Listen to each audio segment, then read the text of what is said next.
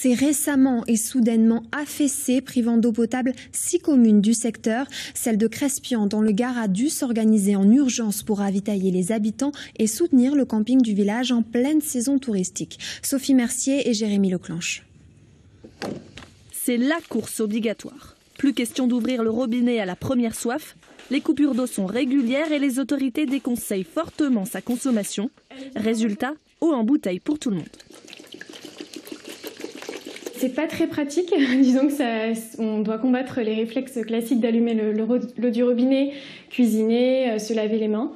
Moi je suis en télétravail toute la journée, donc au quotidien l'eau coupée ça reste compliqué, mais bon, on s'organise comme on peut. Sans eau, c'est toute l'économie du village qui est en péril. Coiffeurs, boulangers et viticulteurs doivent se serrer les coudes. Dans ce camping, des packs d'eau sont distribués chaque jour. Livraison d'eau. Pour pallier les coupures, une citerne a été installée. Le sanitaire avait toujours de l'eau, alors avec plus ou moins de pression, il y a eu quelques variations, mais globalement on a toujours pu faire la vaisselle, prendre des douches.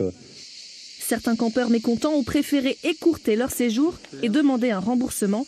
Un coup dur pour les gérants qui réalisent leur première saison. Le premier jour, ils ont été très compréhensifs.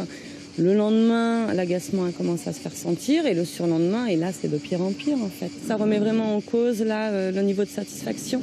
Donc c'est très frustrant pour nous. Si l'eau se fait rare, c'est que la nappe phréatique s'est brusquement affaissée, 10 mètres de moins. Une baisse imprévisible et inédite, encore inexpliquée.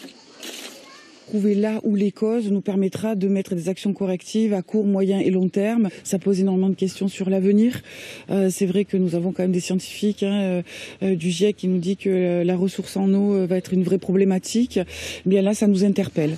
Le rationnement et les coupures d'eau devraient se poursuivre au moins jusqu'à la fin août. Passons